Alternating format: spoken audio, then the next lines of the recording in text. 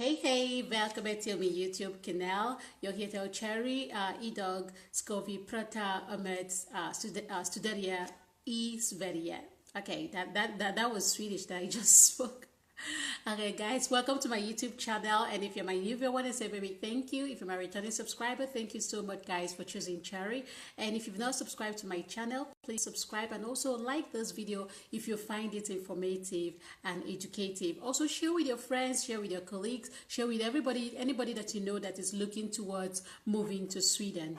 Okay, so today we are going to talk about studying in Sweden, scholarships in Sweden. But disclaimer, I'm not going to talk about the Swedish Institute scholarship. I'm going to focus on the school scholarships. So when it comes to application to Sweden, most universities or some universities actually do offer 100%, 75%, and also 50% tuition waiver. So what it basically means is that if you get admission and you successfully get the scholarship, you will not pay tuition. You are not going to pay tuition. You only take care of your accommodation and your living expenses. So that is how it works. And then there are a lot of schools that really offer this. But one thing that you need to know is that to apply to these schools and also to apply to this scholarship, you need to make sure that that school that you want to get scholarship is your number one. So because the eligibility criteria for these school scholarships is that you need to choose the school as number one. So what that means is that when you apply for admission in Sweden, you have the chance to choose 4 schools, and then the number one needs to be the one.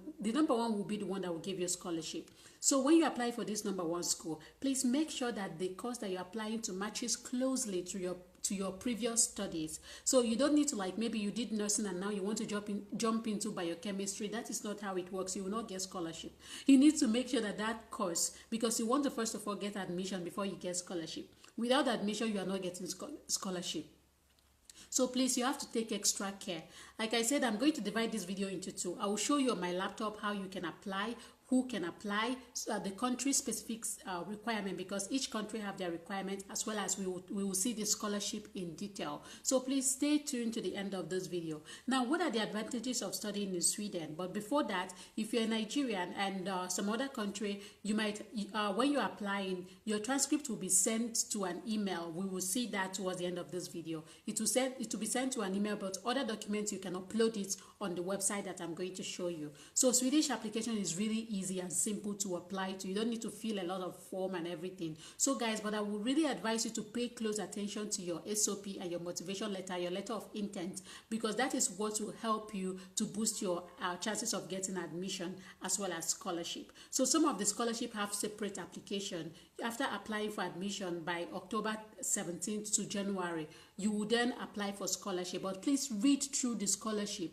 the school scholarship eligibility criteria, deadlines and everything, so that you make sure that you know when it will start. When it comes to that, you also see that, so like all these popular schools, Uppsala University, University of Gothenburg, Chalmers University, KTH University, all those popular schools, they have a lot of funding, but they are competitive. So when you're applying, you really make sure that you have like 100% of what they need for you to apply. But I know a lot of people got admission in Uppsala University as well as these school scholarships in Uppsala University last application season.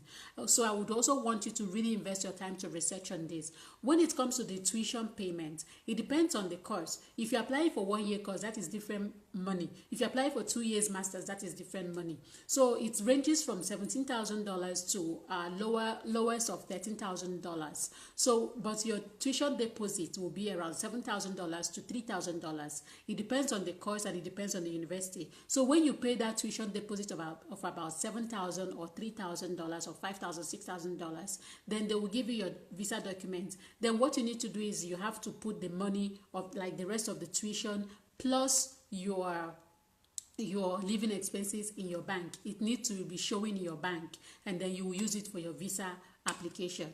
Yes, you can move. Now talking about the benefit of Sweden, yes, you can move with your family. That's a good thing. And there is free education, free healthcare, just like every other Schengen country. And you can as well work unlimited time as you study. Yes, so far you can cope with your study. You can work unlimited time, and your partner can as well work full time. And one good thing is that after 60 ECTs in Sweden, and you want after 60 credit units in Sweden, and you get a job, you can even change to work permit. So of course that's part of immigration might change soon, but that is how it has always been. So if you get a work, you can actually change to work permit, and with work permit you can study for free. So if you have your social security number, your partner can as well study for free in Sweden, and your partner can work full time. So like I said, there are a lot of benefits in Sweden, and now they have job seeker visa, they have highly skilled visa, in the sense that all you need is just your employment contract, just like Ireland.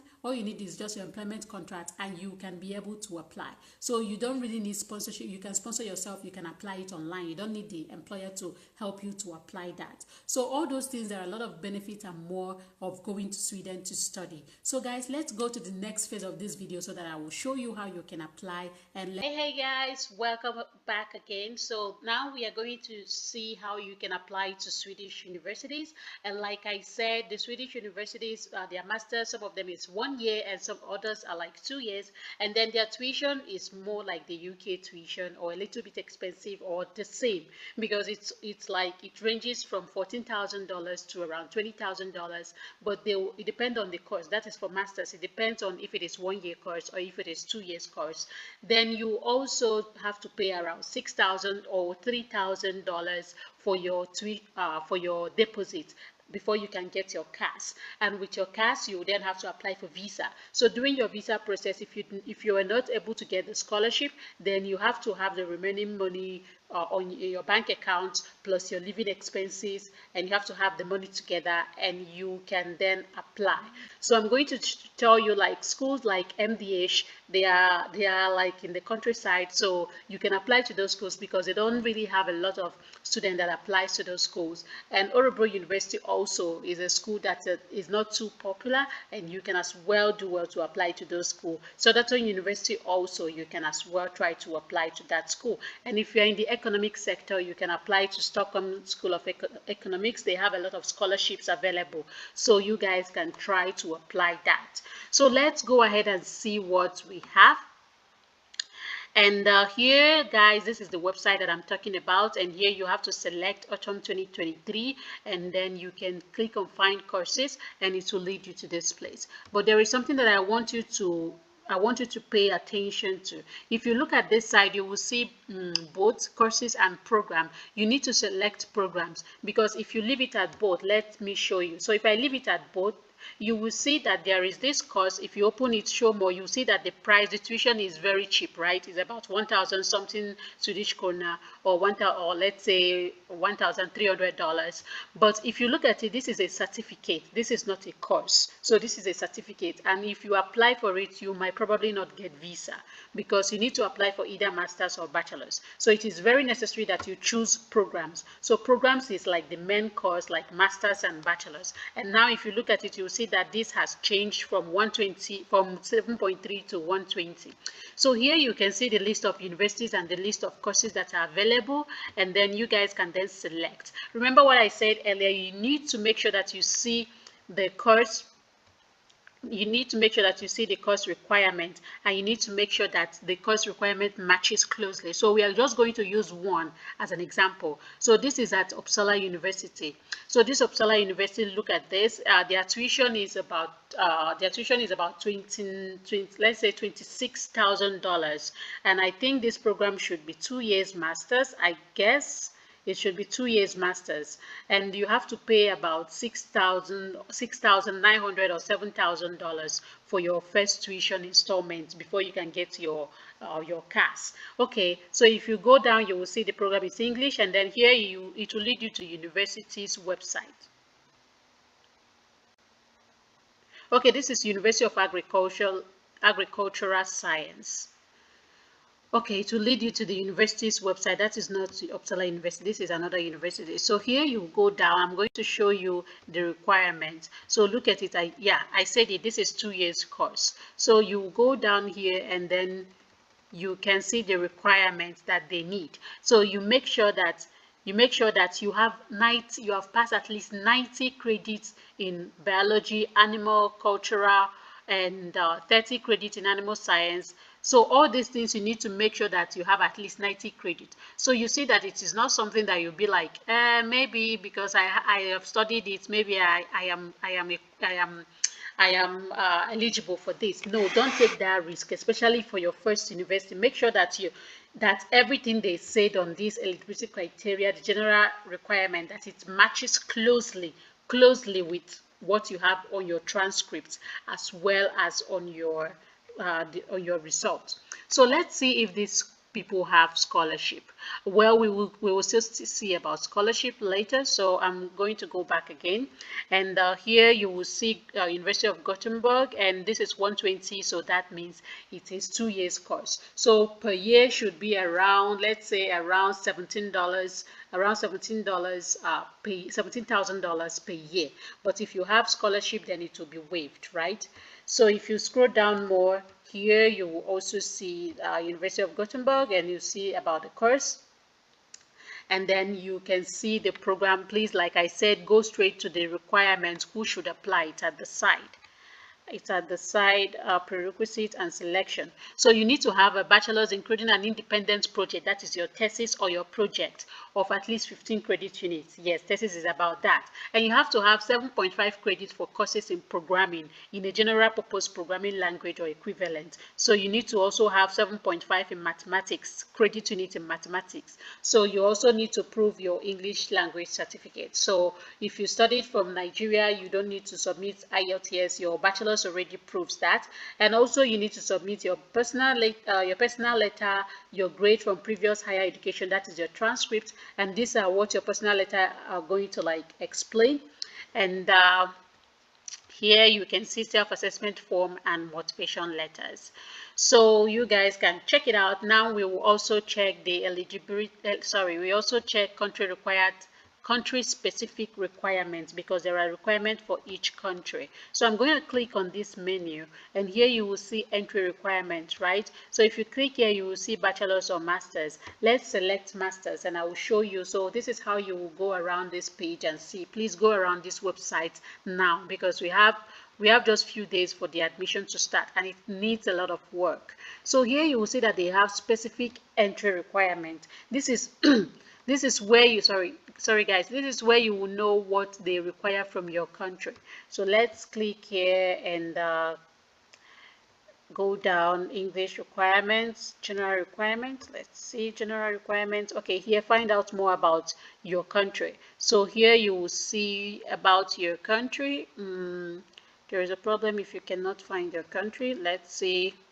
Okay, here are the list of the countries available. So guys, you can go through it. Let's check on Ghana. And if you click on Ghana, it's going to bring out what you need to submit as a Ghanaian. So here are all the things you need to submit.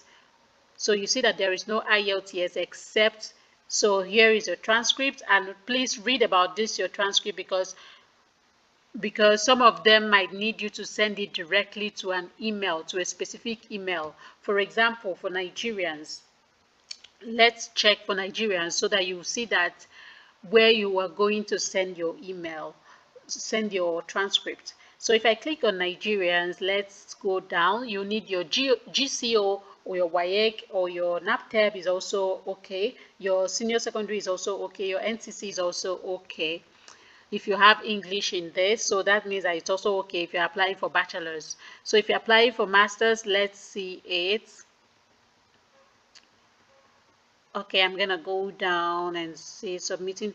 Your official transcript must be sent directly from your university to this email.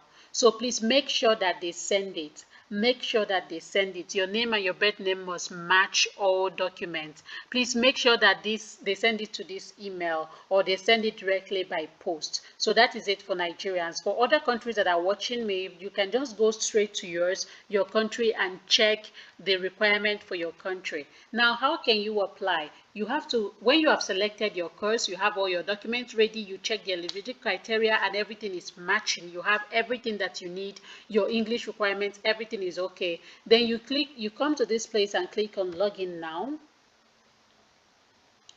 So if you click on login now, you will have to create an account if you don't have an account already. So do you have a Swedish personal number? No. And then you can create an account. So when you've created an account, you will then confirm your account, and you can log in. So for me, I already have an account, or I already had an account, and then when I log in, you will see here you will see where you can select your school, but here you can go here, my selection, and you can start choosing the school, find a course, and continue with your application. So when you select the school, it's going to come out on this application. And then here is for documents, where you can upload your documents. So please make sure that you upload it correctly. So here you upload your English language proficiency for Nigerians, that is your WAEC, and here you upload your ID card, that is your passport, international passport, and here you upload every other document that the school needs. Remember that if you're a Nigerian, you don't need to upload your transcript here. They have to send it to that email, and make sure that they give you confirmation that they have sent it. And then you need to upload your bachelor's degree certificate here. And for other countries, if you don't need to send it by email, if your bachelor's is done outside of Nigeria and you don't need to send your transcript by email, then you need to provide your transcript. So if you are still graduating, you need to provide, if you are graduating this year or next year, you need to provide proof of expected graduation, and then statement of enrollment from your school, that school that you are currently. So here at the other document, you need to provide the letter of intent, or the SOP. So here you provide like the SOP for this, for the first university, if the first university requires that, the second university, the third university, all the universities that requires SOP. Here you have to provide it, and please write the school name and also the course that you're applying to, so that they will know which one is theirs. So that is what you need to provide, and then you can upload, you can submit. Please remember that if you submit these documents, you cannot delete it. You cannot delete it after submitting it. So yeah, so after that, you can then submit and pay your application fee, and that is all. So like in Sweden, I said you can choose up to 4 courses, 4 universities, 4 different universities, but make sure that your first university matches closely with what you want, because that is the university that you're going to apply for scholarship. Now, talking about scholarship, here is where you will see all the schools that give scholarship.